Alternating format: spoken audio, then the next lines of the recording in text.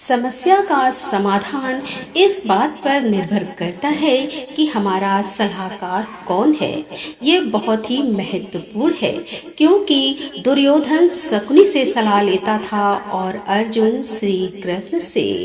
हरे कृष्णा, आप सभी का दिन शुभ और मंगलमय हो।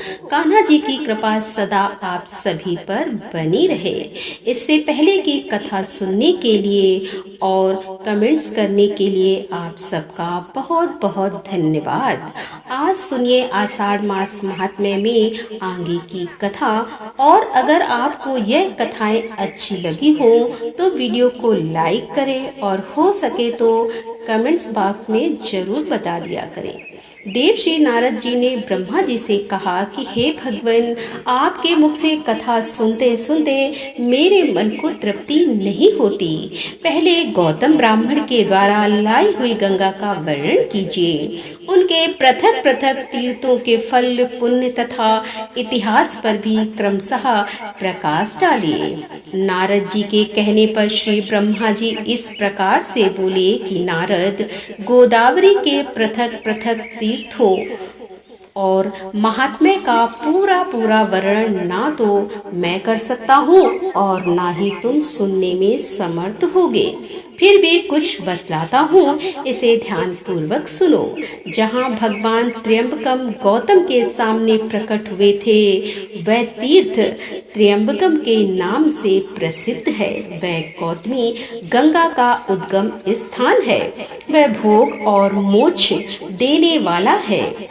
और दूसरा वराह तीर्थ है जो तीनों लोकों में विख्यात है। उसका स्वरूप बतलाता हूँ। पूर्व काल की बात है कि सिंधुसेन नामक राक्षस देवताओं को परास्त करके यज्ञ छीनकर रसातल में जा पहुंचा। यज्ञ के रसातल चले जाने पर पृथ्वी पर उसका सर्वदा अभाव हो गया। देवताओं ने सोचा कि यज्ञ के बिना ना तो यह लोक रह जाएगा और ना परलोक रह जाएगा। और शत्रु के पीछे उन्होंने रसातल में धावा कर दिया, परंतु इंद्र आदि देवता सिंधुसेन को जीत नहीं सके। तब उन्होंने पुराण पुरुष भगवान विष्णु के पास जाकर यज्ञ अपहरण आदि राक्षस की सब कह सुनाई। भगवान ने उन्हें सांत्वना देते हुए कहा कि मैं वराह रूप में धारण करके शंख चक्र और गदा हाथ में लेकर रसातल में जाऊंगा और मुख्य राक्षसों का संहार करके पुण्यमय यज्ञ को वापस लौटा लाऊंगा। देवता गणों, तुम सभी लोग स्वर्ग जाओ और तुम्हारी मानसिक चिंता दूर हो जानी चाहिए। गंगा जी जिस जिस मार्ग से रसातल में थी, उसी मार्ग से पृथ्वी को छेदक चक्रधारी भगवान भी रसातल में पहुंच गए। उन्होंने वराह रूप धारण करके रसातल वासी राक्षसों और दानवों का वध कर दिया और महायज्ञ को मुख में रखकर रसातल से निकल आए। उस समय देवता ब्रह्मगिरी पर श्री हरि की प्रतीक्षा कर रहे थे। उस मार्ग से निकलकर भगवान गंगा के स्रोत में आए और रक्त से लथपथ हुए अंगों को गंगा जी के पावन जल से धोया। उस स्थान पर बराह नामक कुंड हो गया। इसके बाद भगवान ने मुंह में रखे हुए महायज्ञ को दे दिया। इस प्रकार उनके मुख से यज्ञ का प्रादुर्भाव हुआ। इसीलिए वराह तीर्थ परम पवित्र और संपूर्ण अभिलक्ष को वस्तुओं को देने वाला है। वहाँ किया हुआ स्नान और दान सभी यज्ञों का फल देता है। जो पुण्य आत्मा पुरुष वहाँ रहकर अपने पितरों का स्मरण करता है, उसके पितर सभी पापों से मुक्त होकर स्वर्ग लोक को चले जाते हैं। त्र्यंबकम में एक कुशावती नामक तीर्थ है। उसके स्मरण मात्र से ही मनुष्य कृतार्थ हो जाता है। यह समस्त अभिष्ट वस्तुओं को देने वाला है। कुशावती उस तीर्थ का नाम है जहाँ महात्मा गौतम ने गंगा जी का कुश से आवर्तन किया था। वे वहाँ गंगा को कुश से लौटा कर लाए थे। उस व्रत में किया हुआ स्नान और दान पितरों को तृप्ति देने वाला है। जहाँ नदियों में श्रेष्ठ गंगा नील पर्वत से निकली है, वहाँ वे नील गंगा के नाम से विख्यात हैं। मनुष्य शुद्ध चित्त होकर नील गंगा में स्नान आदि जो कुछ भी शुभ कर्म करता है, वह सब अक्षय जानना चाहिए। उससे पितरों को बड़ी तृप्ति होती है। गोदावरी में परम उत्तम कपोत तीर्थ भी है, जिसकी तीनों लोकों में प्रसिद्धि है। हे मुने, मैं उस तीर्थ का स्वरूप और महान फल भी बतलाता हूँ, इसे ध्यान पूर्वक सुनो। ब्रह्मगिरी पर एक बड़ा भयंकर व्याध रहता था। वह ब्राह्मणों, साधुओं, यतियों को और गौओं, पक्षियों और मृग की हत्या किया करता था। वह पाप आत्मा बड़ा ही क्रोधी और असत्यवादी था। उसके हाथ में सदा पास और धनुष मौजूद रहते थे। उस महापाप व्याध के मन में सदा पाप के ही संकल्प उठते थे। उसकी स्त्री और पुत्र भी उसी स्वभाव के थे। एक दिन अपनी पत्नी की प्रेरणा से वह घने जंगल में घुस गया। वहाँ उस पापी ने उस अनेक प्रकार के पक्षियों का वध किया। कितनों को जीवित ही पकड़कर पिंजरे में डाल दिया। इसी प्रकार वह दूर दूर तक घूम घूम कर फिर वापस अपने घर की ओर लौटा। तीसरे पहर का समय था। चैत्र और वैशाख बीत चुके थे। एक ही क्षण में बिजली कड़की और आकाश में मेघों की घटा छा गई। हवा चली और पानी के साथ पत्थरों की वर्षा होने लगी।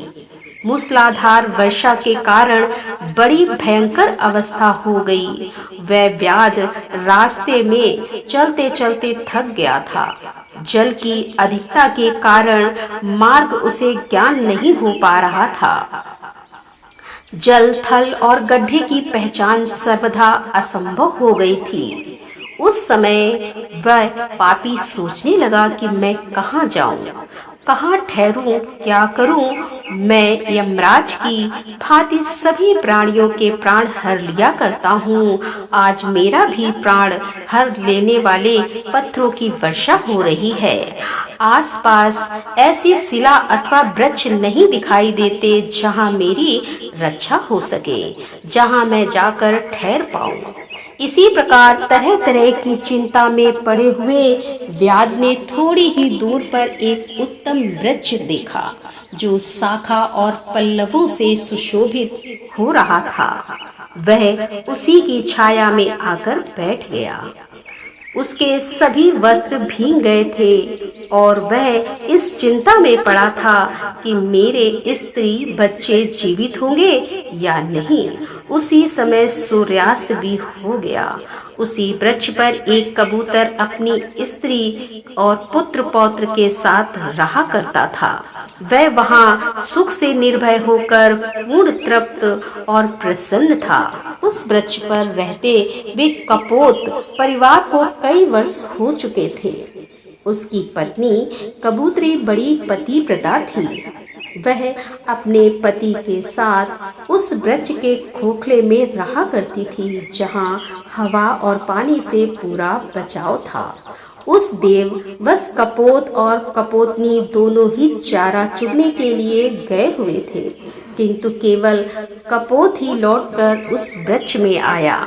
भाग्यवत कपोत भी वहीं व्याध के पिंजरे में पड़ी हुई थी। व्याध ने उसे पकड़ लिया था, परंतु अभी तक उसके प्राण नहीं गए थे। कपोत अपनी संतानों को मातहीन देखकर बड़ा परेशान हुआ। भयानक वर्षा हो रही थी। सूर्य डूब चुका था।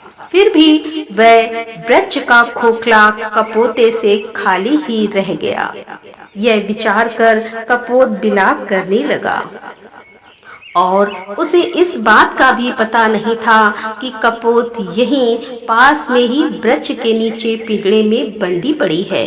कपोत ने अपनी प्रिया के गुणों का वर्णन आरंभ कर दिया कि हाय मेरे हर्ष को बढ़ाने वाली कल्याणमय कपो, न जाने क्यों अभी तक वापस लौटकर नहीं आई। वही मेरे धर्म की जननी है, उसके सहयोग से ही मैं धर्म का संपादन कर पाता हूँ। मेरे इस शरीर की स्वामी भी वही है। धर्म, अर्थ, काम और मोक्ष की सिद्धि में वही सदा मेरी सहायता भी करती है। मुझे प्रसन्न देखकर वह हंसती है और खिन्न जानकर मेरे दुखों का निवारण भी करती है। उचित सलाह देने में वह मेरी सखी है और सदा मेरी आज्ञा के ही पालन में संलग्न रहती है। सूर्यास्त हो गया तो भी वह कल्याणी अभी तक वापस लौटकर क्यों नहीं आई। वह पति के सिवा दूसरा कोई व्रत, मंत्र, देवता, धर्म अथवा अर्थ नहीं जानती। वह पतिव्रता है। पति में ही उसके प्राण बसते हैं। पति ही उसका मंत्र और पति ही उसका प्रियतम है। मेरी कल्याण में भार्या अभी तक वापस लौट कर नहीं आई। मैं क्या करूं, कहाँ जाऊं? मेरा यह घर उसके बिना आज जंगल में दिखाई दे रहा है। उसके रहने पर भयंकर स्थान भी शोभा संपन्न और सुंदर दिखाई देता था। जिसके रहने पर यह घर वास्तव में घर कहलाता है। वह मेरी प्रिय पत्नी अब तक नहीं आई। उसके बिना जीवित नहीं रह सकूंगा। अपने प्रिय शरीर को भी मैं त्याग दूंगा, किंतु यह बच्चे क्या करेंगे? ओह, आज मेरा धर्म लुप्त हो गया है। इस प्रकार विलाप करते हुए स्वामी के वचन सुनकर पिंजड़े में पड़ी हुई कपो बोली कि हे खग श्रेष्ठ, मैं यहाँ पिंजड़े में बंधी हुई बेबस हो गई हूँ। हे महामते, यह व्याध मुझे जाल में फंसाकर ले आया है। आज मैं धन्य हूँ और अनुग्रहित हूँ, क्योंकि पतिदेव मेरे गुणों का बखान करते हैं।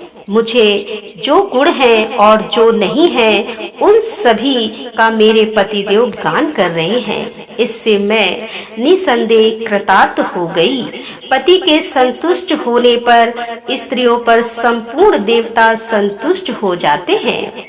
इसके विपरीत यदि पति असंतुष्ट हो तो स्त्रियों का अवश्य ही नाश हो जाता है।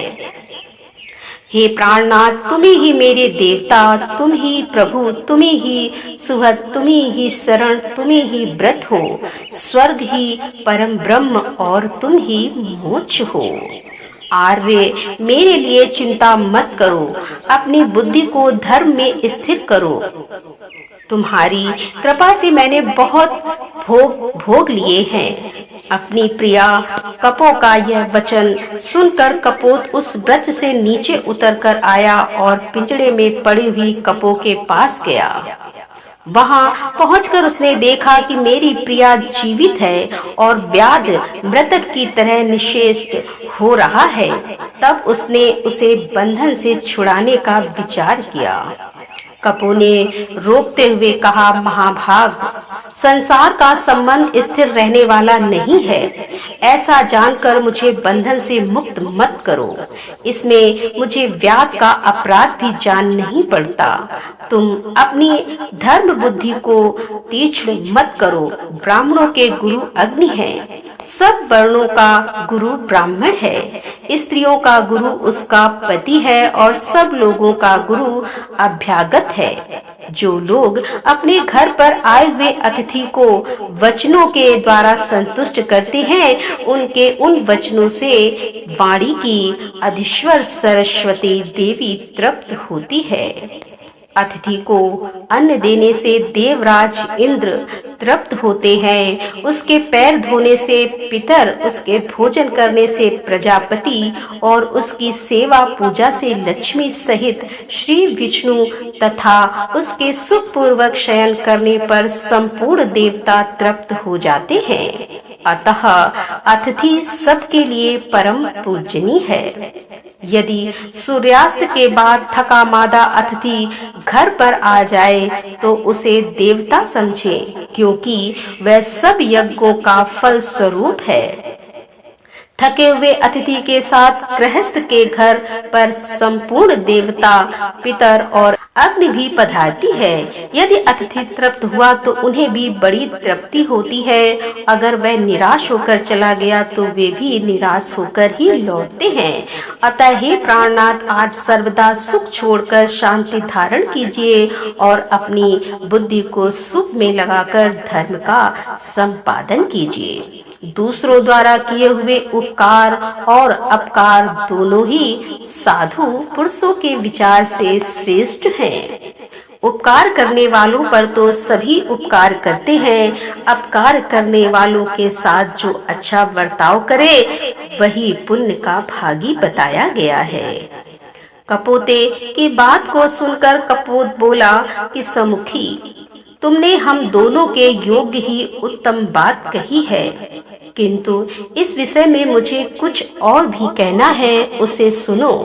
कोई 1000 प्राणियों का भरण पोषण करता है, दूसरा 10 का ही निर्वाह करता है, और कोई ऐसा है जो सुख पूर्वक केवल अपनी जीविका का काम चला लेता है। किंतु हम लोग ऐसे जीवों में से हैं जो अपना ही पेट बड़े कष्ट से भर पाते हैं। कुछ लोग खाई खोदकर उसमें अन्न भरकर रखते हैं, कुछ लोग कोठे पर धान के धनी होते हैं और कितने ही घड़ों में धान भरकर रखते हैं, परंतु हमारे पास तो उतना ही संग्रह होता है जितना हमारी चोंच में आ जाए। शुभ, तुम ही बताओ, दशा में इस थके मादे अतिथि का सत्कार भला किस प्रकार कर पाऊंगा? कपो ने कहा कि नाथ, अग्नि, जल, मीठी वाणी और काष्ठ आदि जो भी संभव हो वह अतिथि को देना चाहिए। यह व्याध सर्दी से कष्ट पा रहा है। अपनी प्यारी पत्नी का कथन सुनकर पक्षीराज कपोत ने पेड़ पर चढ़कर सब ओर देखा तो कुछ दूरी पर उसे आग दिखाई दी। वहां जाकर वह चोट से एक जलती हुई लकड़ी उठा लाया और व्याध के आगे रखकर उसने अग्नि को प्रज्वलित किया। फिर सूखे काट पत्ते और तिनके बार बार आग में डालने लगा, जिससे आग जलने लगी। उसे देखकर सर्दी से दुखी व्याध ने अपने जड़त बने हुए अंगों को तपाया, इससे उसे बड़ा आराम मिला।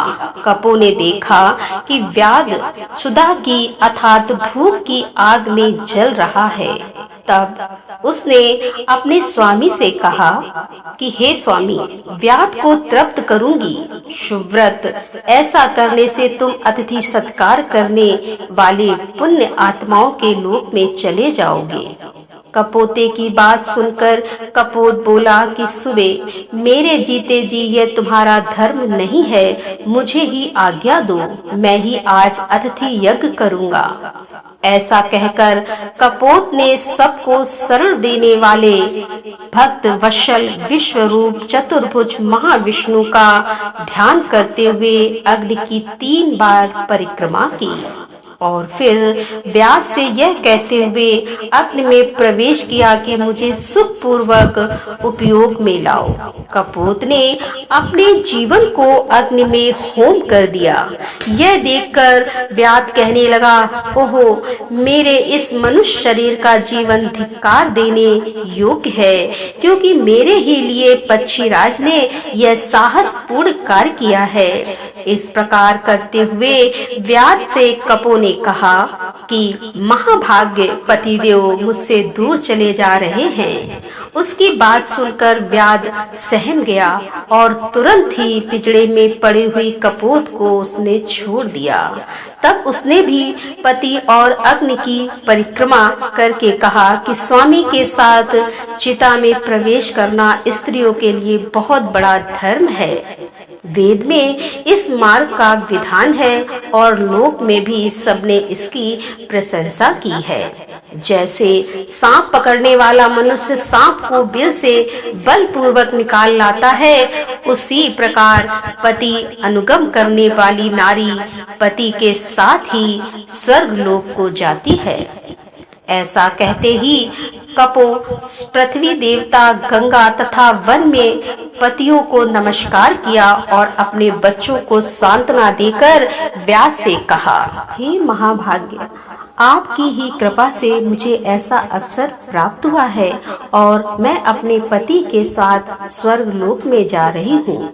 यह कहकर वह आग में प्रवेश कर गई। उसी समय जय जयकार की ध्वनि गूंज उठी।